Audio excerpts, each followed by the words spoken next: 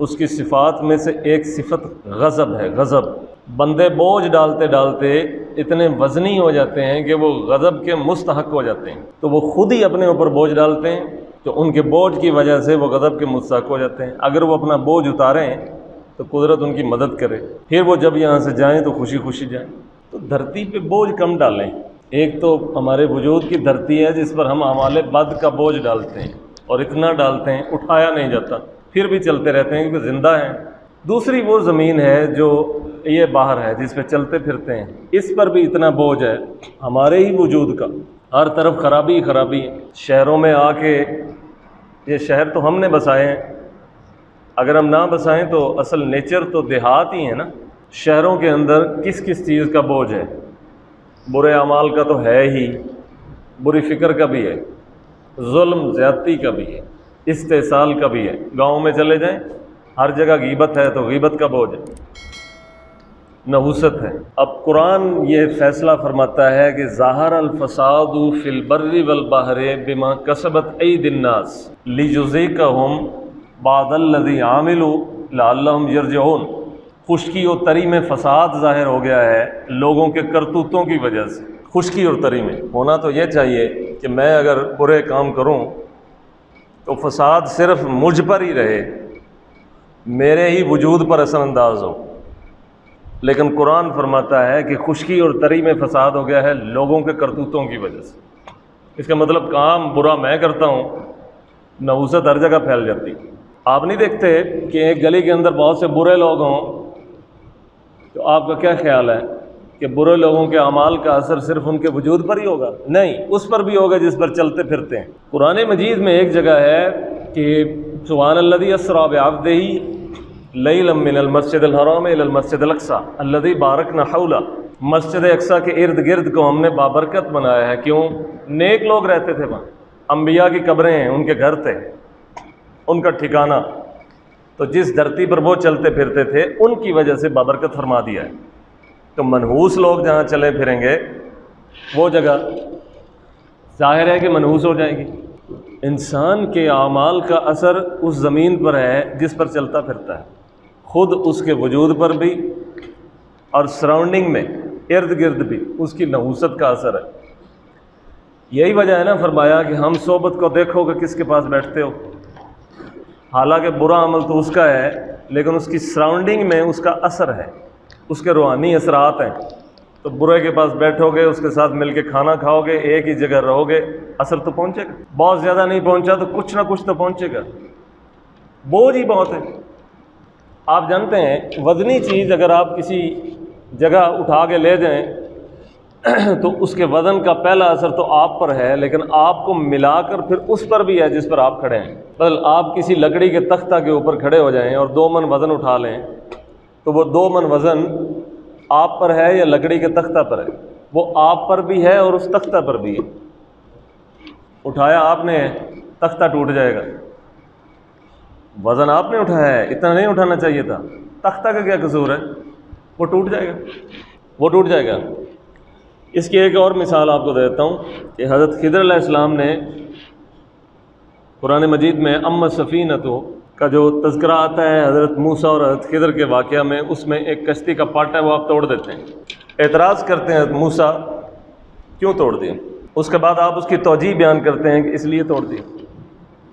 ایک دیوار ہے گری ہوئی ہے، آپ اس کو اٹھا دیتے ہیں، اعتراض کیا جاتا ہے کہ یہ گری ہوئی دیوار تھی تو کیوں اٹھا دی؟ اس کے بعد آپ بتاتے ہیں کہ اس لیے اٹھا دی۔ ایک بچہ ہے، اس کو مار دیا جاتا ہے، اعتراض ہوتا ہے کیوں مارا؟ اس کے بعد بیان کرتے ہیں اس لیے مارا۔ ایک دوسرے پر اثرات ہیں، ایک دوسرے پر، یعنی باپ کے اعمال اگر برے ہیں تو بچے کیسے اس نحوست سے بری ہو سکتے ہیں، اور اگر بچوں کے اعمال برے ہیں تو گھر کیسے بچ سکتا ہے؟ تو وزن کم کریں، وزن، ہم بہت زیادہ وزنی ہیں اور دھرتی پہ ہم نے بڑا بوجھ ڈال دیا ہے، تو یہ دھرتی اٹھا کے پھرتی ہے۔ قرآن مجید میں ہے اکڑ کے مت چلو، لا تمشی فی الارض مرحا، اکڑ کے مت چلو، انک لن تخرق الارض، اکڑ کے چلو گے پہاڑ تھوڑے اکھیڑ دو گے، لن تبلغ الجبال طولا، پہاڑ جتنے لمبے ہو جاؤ گے، زمین پھاڑ دو گے، تخرق الارض ولن تبلغ الجبال طولا، اکڑ کر چلو گے تو زمین پھاڑ دو گے یا پہاڑوں جتنے لمبے ہو جاؤ گے، نہیں، تم وہی رہو گے جو تم ہو، وہی رہو گے جتنے تم ہو۔ اکڑ کر چلنے سے صرف یہ ہوگا کہ دھرتی کو کچھ نہیں ہوگا، تمہارا دل بگڑ جائے گا، وزن زیادہ پڑ جائے گا۔ تو اللہ تعالیٰ انسان کو کثافت سے لطافت کی طرف لاتا ہے، وزن سے بے وزن ہونے کی طرف لاتا ہے۔ بشریت کے ماحول میں پیدا کیا ہے تو پھر بشریت سے روحانیت کی طرف دعوت دیتا ہے، اسے کثافت کی دنیا میں رکھا ہے، پھر کثافت سے لطافت کی طرف بلایا ہے۔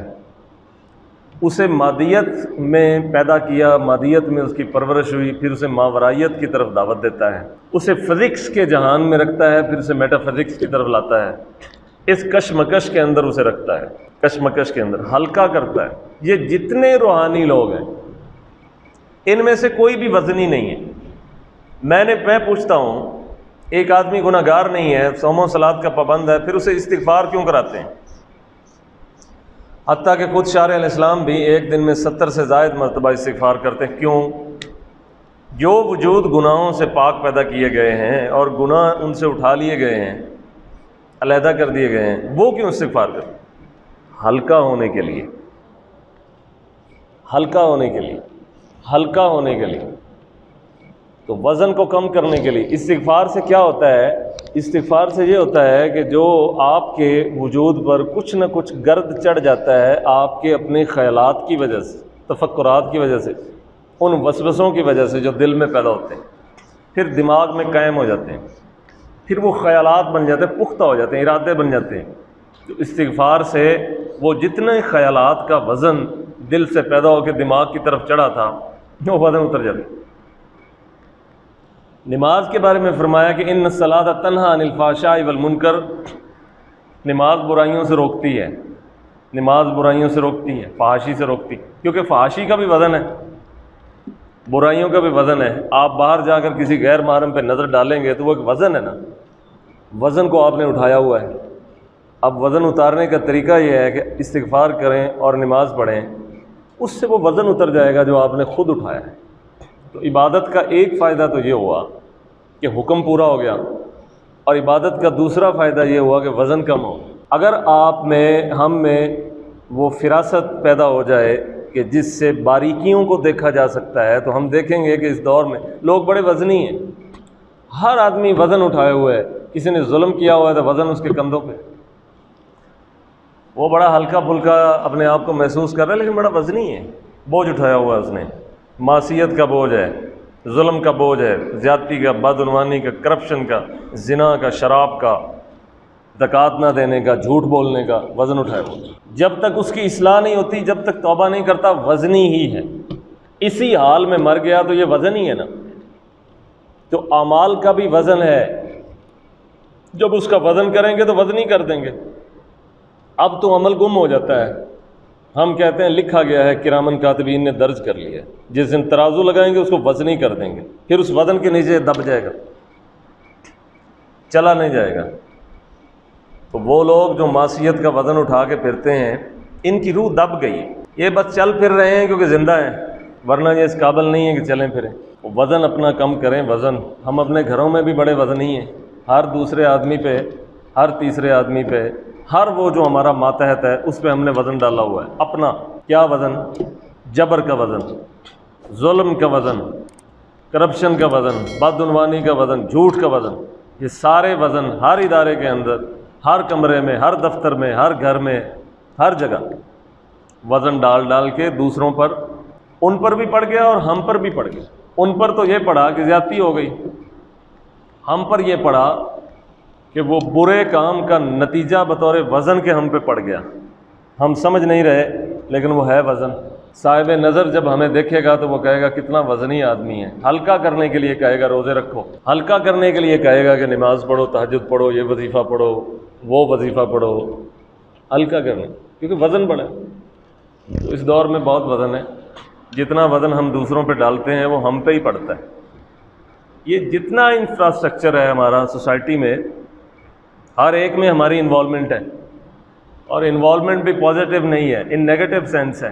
جب ہم کسی مجبور کو اس کے حال پہ چھوڑ دیتے ہیں تو اس کا حال ہم پہ وزن بن جاتا ہے۔ کہا نا کہ بھائی بھائی پہ ظلم نہیں کرتا، اس کے بعد الفاظ ہیں کہ وہ اسے اس کے حال پر بھی نہیں چھوڑتا. حال پر چھوڑے گا تو یہ چھوڑنا بھی وزن ہے. بھائی پر تو وزن ہے ہی، اس پر بھی پڑ جائے گا کیونکہ وہ اسے اس کے حال پہ چھوڑ رہا ہے. اسی طرح یہ دھرتی پہ وزن ہے. آپ دیکھ لیں، میں کئی گاؤں میں ہم لوگ جاتے ہیں جہاں آبادی ہوتی ہے روڈ ٹوٹا ہوتا ہے، لوگ پانی چھوڑ دیتے. جہاں پہ آبادی ہوگی روڈ ٹوٹا ہوا ملے گا.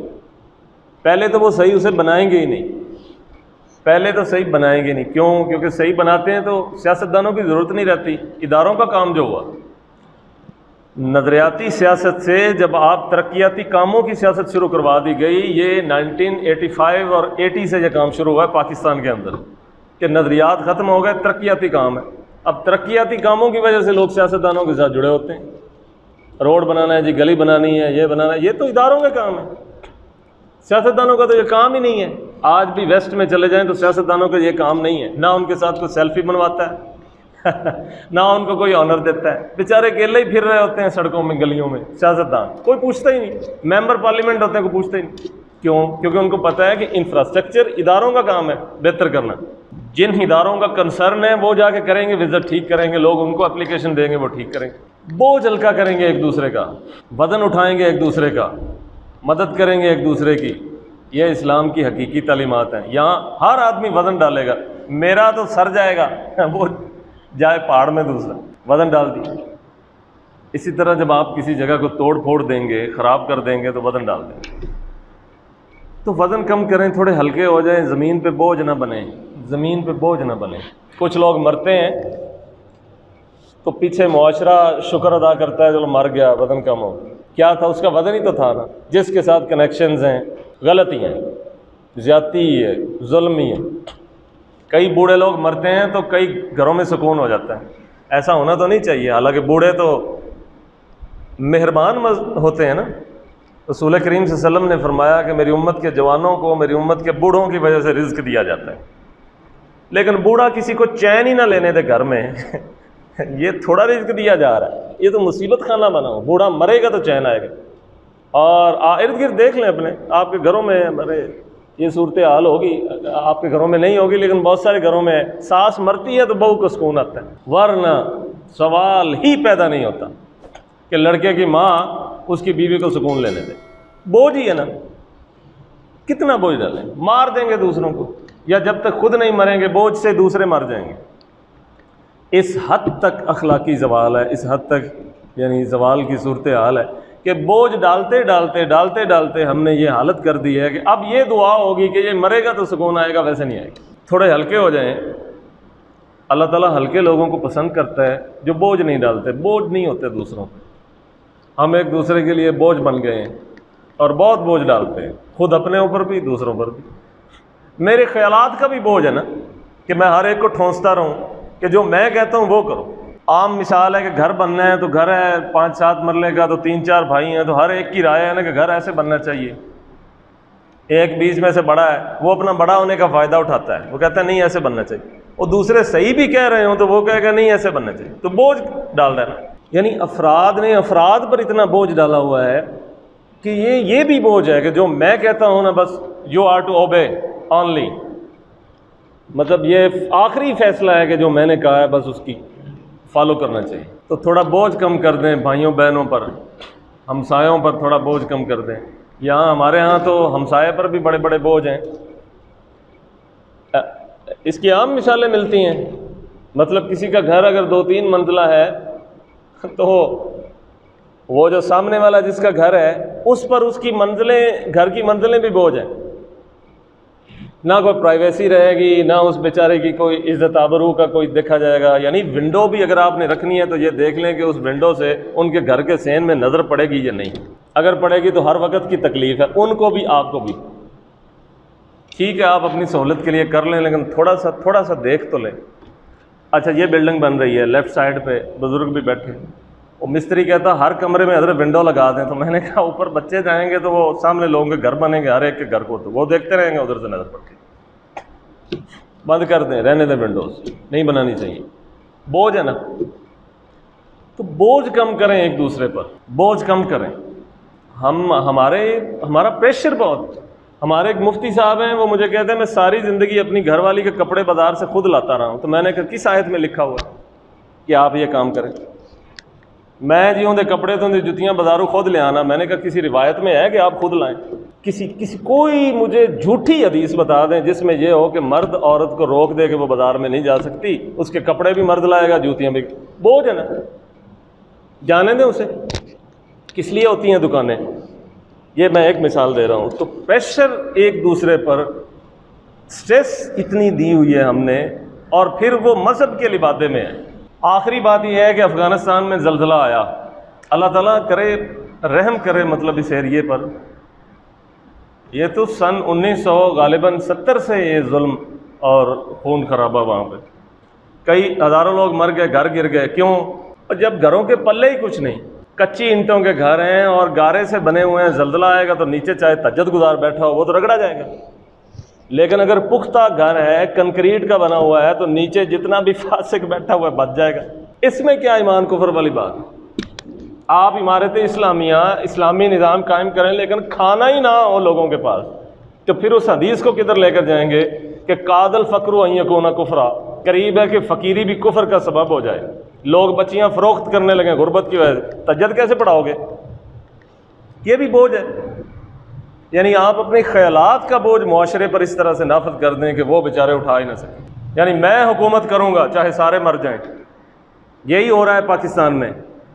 میں حکومت کروں گا، میرا بیٹا کرے گا، میرا چچا کرے گا، میرا چچا زاد کرے گا، سب مر جائے، کوئی نہیں، میں کروں گا. وہ نہیں کرے گا، میں کروں گا. بوجھ ہے نا. تو کہنے کا مقصد یہ ہے کہ بوجھ تھوڑا کم کریں اپنے وجود پر، معاشرے پر، ورنہ یہ گناہوں کا بوجھ اٹھا کے آپ مر جائیں گے تو پھر خود ہی اٹھائیں گے، دوسرے نہیں اٹھائیں گے، آپ ہی اٹھائیں گے. قرآن کا فیصلہ ہے، کسی کو کسی کی وجہ سے چھوڑ دوں تو چھوڑ دوں، ورنہ عام ضابطہ یہی ہے کہ اپنا اپنا بوجھ خود ہی اٹھاؤ گے. وآخر دعوانا ان الحمدللہ.